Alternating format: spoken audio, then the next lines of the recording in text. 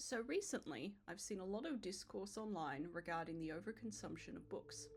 Specifically, the trend amongst online creators and book communities such as BookTok, BookTube, and Bookstagram to acquire tens, if not hundreds, of books in massive haul videos, only to unhaul many of those books shortly after.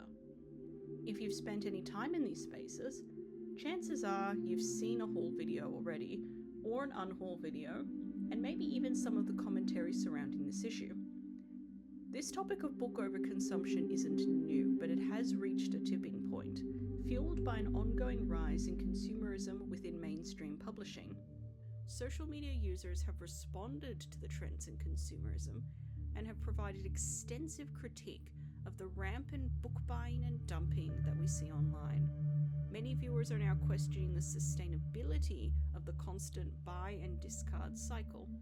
And because these conversations are having real effects on how people manage their personal book collections, I wanted to weigh in. Because here's the thing, I chose to unhaul a portion of my book collection some time ago, and I've actually come to regret that choice now that I've had time to reflect on that experience. That experience taught me the importance of discernment, really thinking about your own context before taking cues from someone else's bookshelf. And so that's what I want to talk to you about in this video. I want to reflect on the discourse surrounding book consumerism and book unhauling, how it influenced my own decision to unhaul, and the factors I think you should consider before you do the same. Because it is important to consider what you own, and it is important to ensure that you have a sustainable physical book collection that makes sense for your life. But what I want to stress throughout this entire video is that just because we see that some people are choosing to highly engage in book consumerism and therefore book dumping, it doesn't necessarily reflect on our own practices. And so before we start to replicate the unhaul trend ourselves, we need to think about what is appropriate for us. So, let's get started. To explain how we got here, let me just remind you about a book unhaul. I know that if you're watching this video, you're likely familiar with the concept of unhauls, but I just want to make sure we're on a level playing field. A book unhaul is the opposite of a traditional haul video. So instead of showing the books that you recently got, an unhaul is about what books you're getting rid of. Usually these books take the form of a declutter and discussion format. So somebody would choose to go through their bookshelves, they will select books that they no longer want to keep, and usually there would be some level of explanation as to why they are getting rid of the books in question. The reasons for why someone may choose to unhaul are personal, but when you watch a lot of unhaul videos, you tend to see some common points mentioned. 1. They don't have space for all of the books that they have. 2. They own books that they didn't choose for themselves, or they would not have chosen for themselves. Usually this is because there were books that they were given as gifts, books that they were handed down, or books that they acquired as some kind of promotional effort. This includes books that were sent by publishers or ARCs, or other kind of advanced copies that were given to the person in question. 3. They don't like some of the books in their collection and they don't want to physically own books that they do not like. And 4. Their reading tastes have changed since they acquired some of their books, and so they want to update their collection to reflect their current taste. On the surface, all of these reasons are actually pretty fine. But no decision is ever made in a vacuum. We are influenced by the media that we consume and the environments in which we inhabit whenever we make our decisions. And so, the reasons themselves for why someone chooses to unhaul is not usually what people are critiquing. It's kind of hard to make an argument against somebody saying, oh, I have a bunch of books that I don't like anymore and I want to get rid of them. Because if you start to criticize saying, oh, you shouldn't get rid of those books that you do not like, you're going to sound pretty strange, if not outright mean. But usually when people are critiquing unhaul culture in the book community, it's about the overall context. Because online, we see unhauls performed by book content creators who have reasonably large book collections and who are in a constant process of acquiring new books.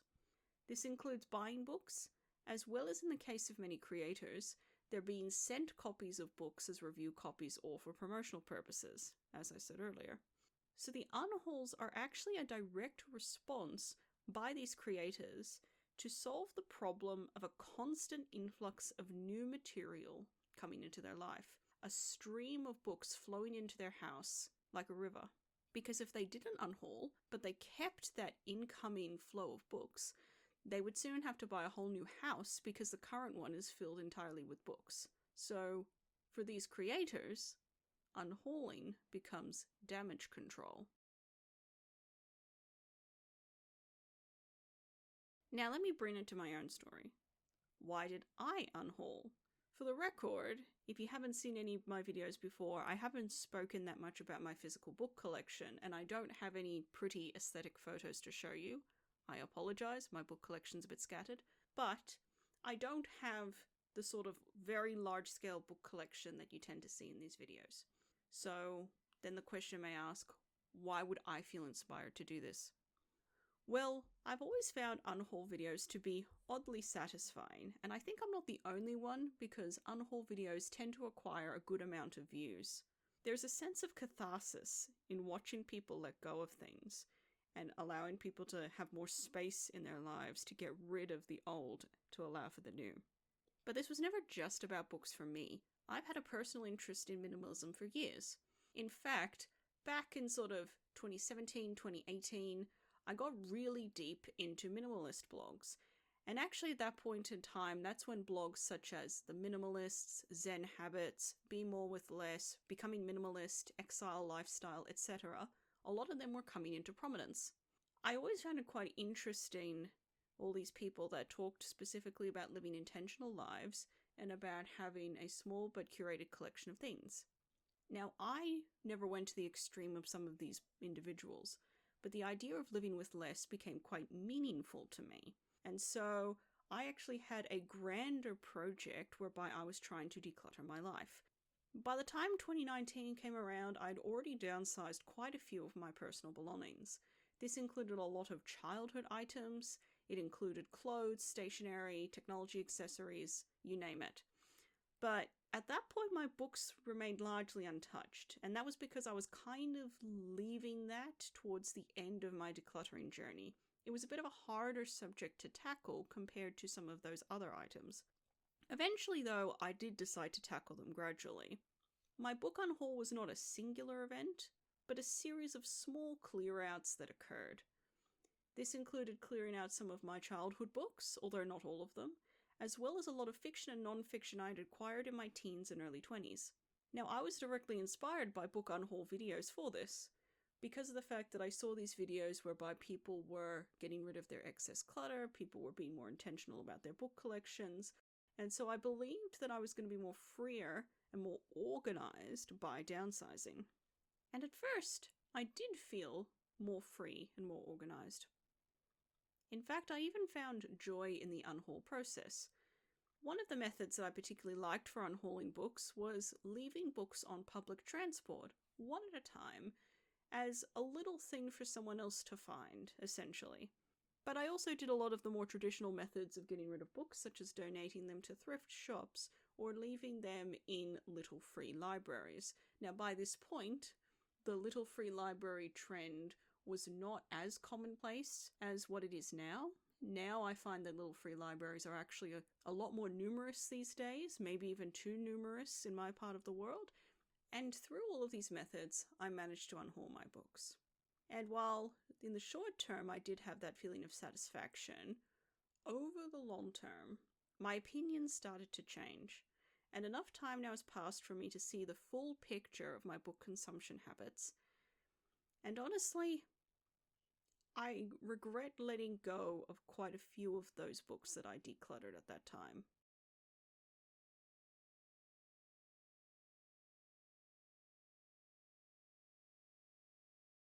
So, the main reasons why I regret the unhaul are as follows. Firstly, I actually found that I wanted to refer back to some books later, but I couldn't because I no longer had the book. For example, I'll take Big Magic by Elizabeth Gilbert.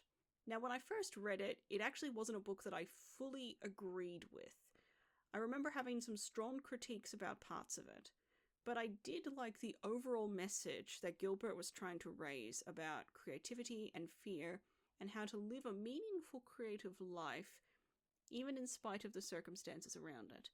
And actually, one of the things that I do think she got correct is I think that she did importantly stress the fact that sometimes having creativity be the thing that you have as your full-time job can be quite stressful and overwhelming and actually suck the magic out of creativity for some people. I think she was actually going down a correct path with that. But I unhauled the book at the time because of the fact that I didn't love it, and because compared to a lot of the discourse I was seeing at the time around this book and how everyone seemed to think it was absolutely amazing and 5 stars, I felt, well, if I don't have that same feeling, then I should probably get rid of it. However, months, even years later, I found myself wanting to go back. Not necessarily to reread the whole thing cover to cover, but I would think about the criticisms I had of that book, and I would think about the ideas, and I wanted to go back and compare and reread sections with fresh eyes. I wanted to reevaluate the message. And I found that even though this book was not actually a full-on 5-star read, it did have some impact on me in the sense that it made me critically engage with ideas that I wouldn't had otherwise. But my physical copy of the book was gone. And so if I wanted to buy that book again, I would have to buy it. The problem was that during this time, when I particularly regretted buying this book, I actually didn't have a whole lot of disposable income in order to just go back and buy new copies of the books. So by decluttering that book, I'd actually removed my future self's ability to re-engage in that internal dialogue with myself, and I actually hampered my own ability to continue to critically engage with those ideas. A second reason I found was that some stories I actually did want to revisit, but I couldn't anymore because I didn't have the book. One specific example that resonated with me that was not a book that seemed to be especially popular as far as I'm aware was All of This Is True by Ligia de Penaflor. And I do apologize if I get the author's name wrong in that pronunciation. That was not a book that I really expected to miss. I remember when I read it, I did think that some parts of the writing were a little bit generic. There were also some ways in which I felt like the character dynamics were a bit lacking.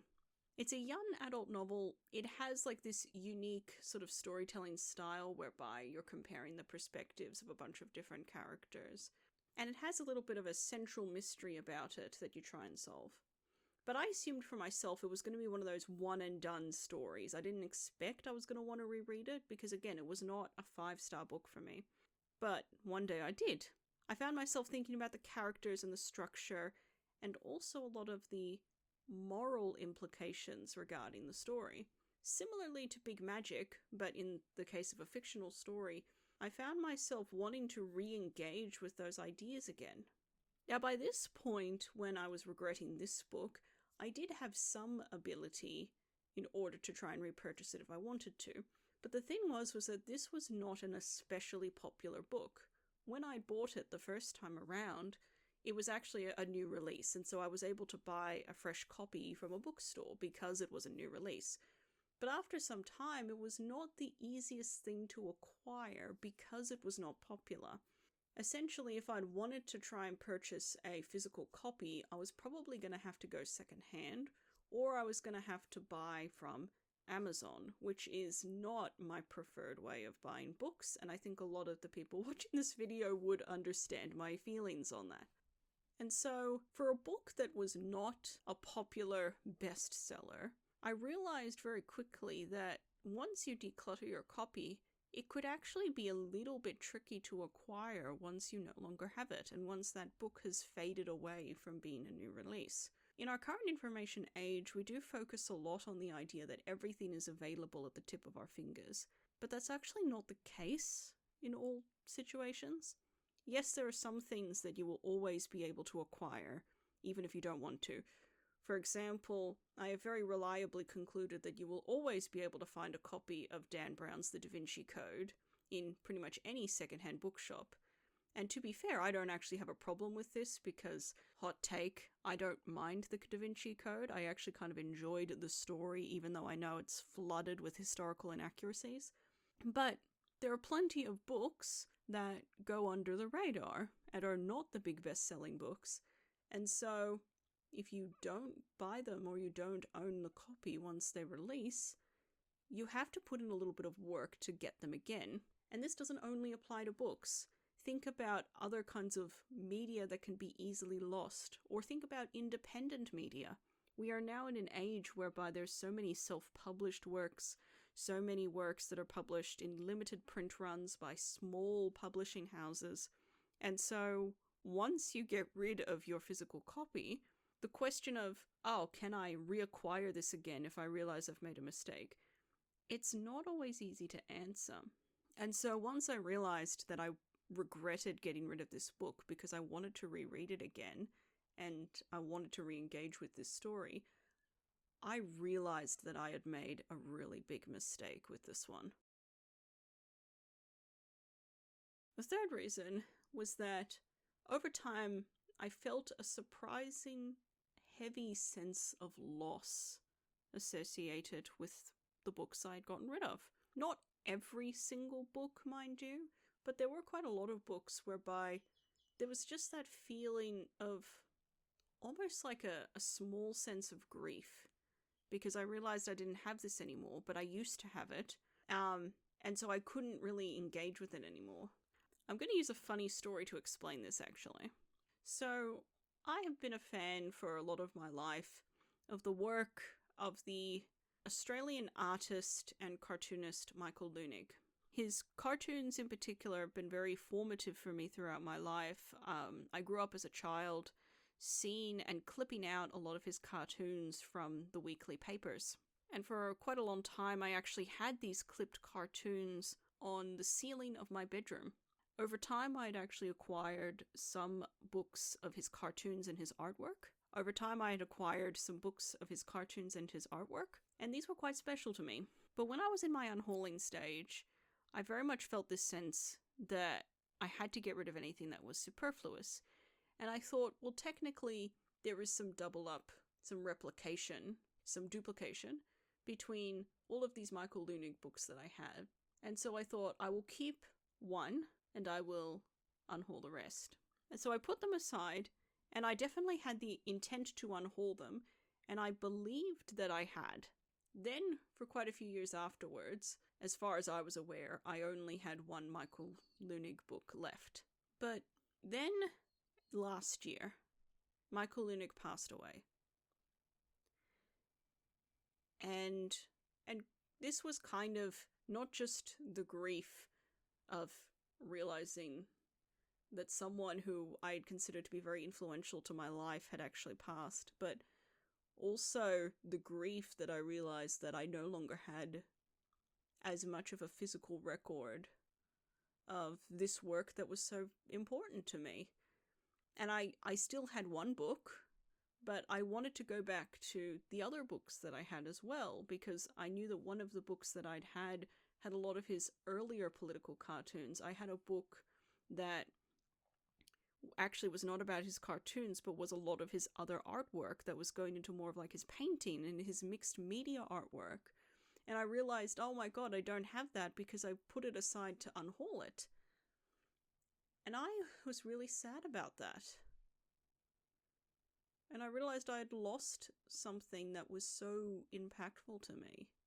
And then I went back into my childhood bedroom, and I was not looking for this. I was just doing a general kind of assessment of stuff that I'd left behind in my childhood bedroom. And in a corner, I realized the remainder of my Michael Leunig books were there. I hadn't actually gotten rid of them. I'd put them in a pile to unhaul them and then left it and forgot about it. And if I could express the joy and the happiness I had when I realized that these books that I grieved and I thought I'd lost, I actually still had in my possession, it was amazing. And so this story has a happy ending because it turned out I actually didn't unhaul the books.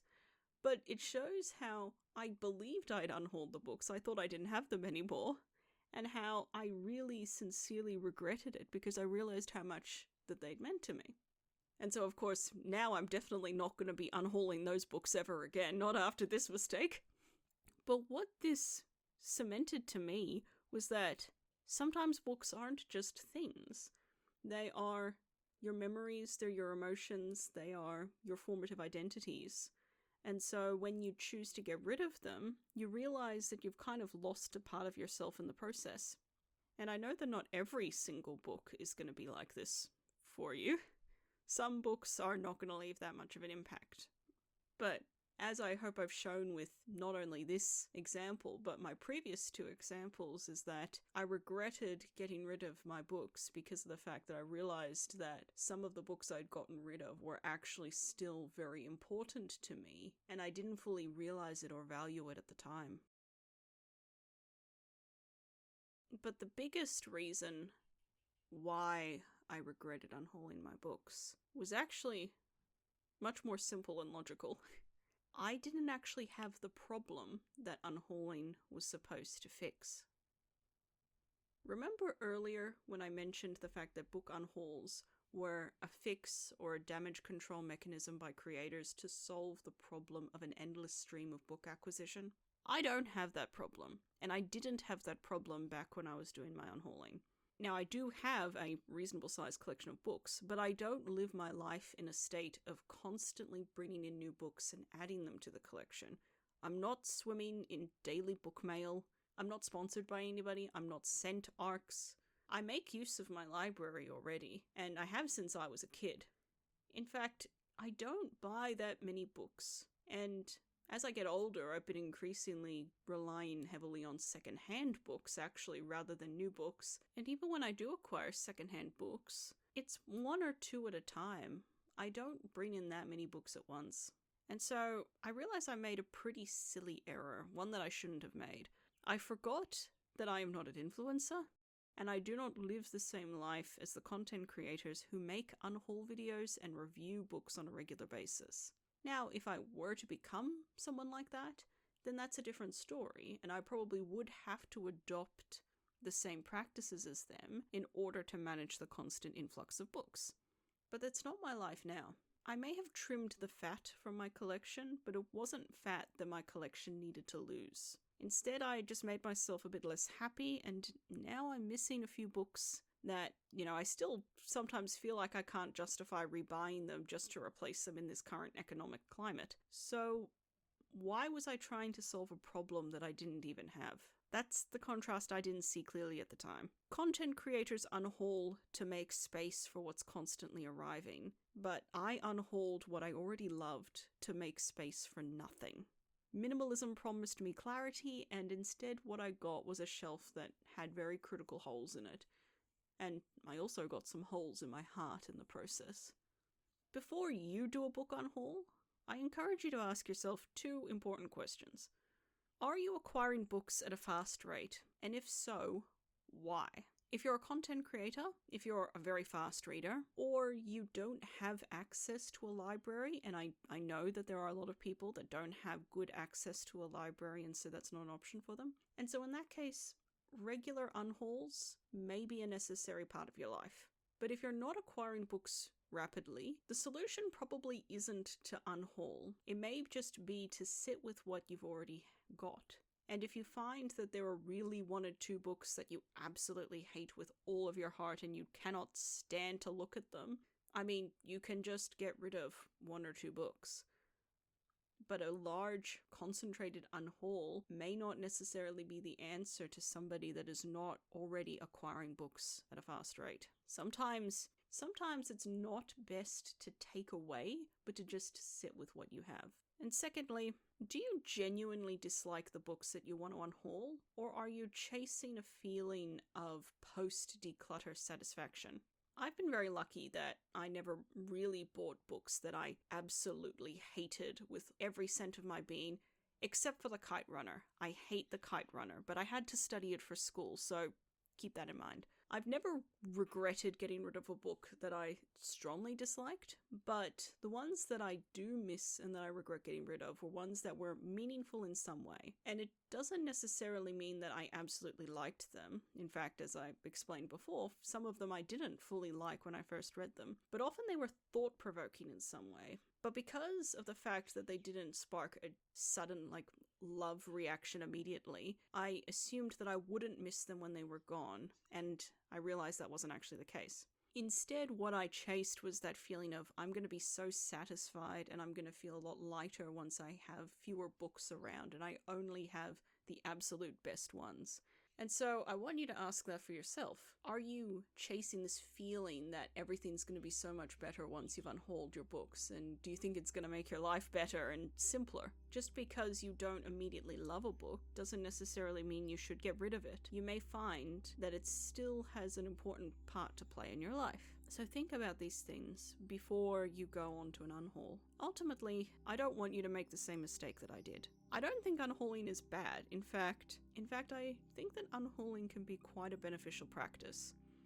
And I will actually justify the unhauls that are made by book creators that have a huge influx of books coming in. I'm aware that a lot of the books they acquire, they actually don't receive by choice, but also additionally, I'm aware that book content creators are a small minority of the wider book reading public. And I actually am willing to bet that a lot more readers are closer to my level of consumption than they are to the average influencer. I think that there's a lot of readers who are like me, that are much more slow and careful and considerate about what they acquire, who are deliberate in their reading habits, and are not really out there acquiring every single book that they can get their hands on. And so I'm willing to go out on a limb therefore and say that for probably many people, an unhaul is not going to be a regular occurrence or a regular necessity. Maybe once in a decade,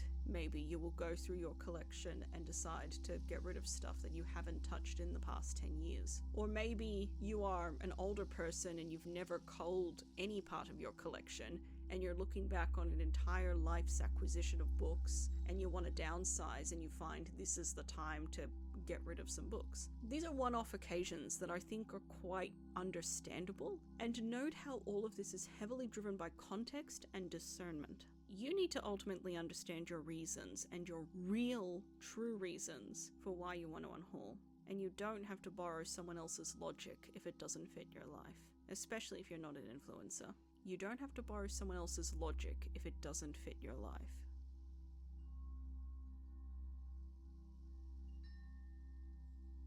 Thank you, friends, for watching this video. I appreciate you watching the return of Kangaroo Reads to YouTube. This channel took an extended break, and this return has been a long time coming, but I'm back to bring you more thoughts on the world of books. This video, as my comeback, is an example of what Kangaroo Reads is going to be about moving forward. This channel is about thoughtfully considering the role of books in our lives and how we engage with books and book-related media. For those of you who watched my previous videos, I am eternally grateful for your support, and I hope that you will get a lot out of my new content. Thank you once again, and until next time, happy reading.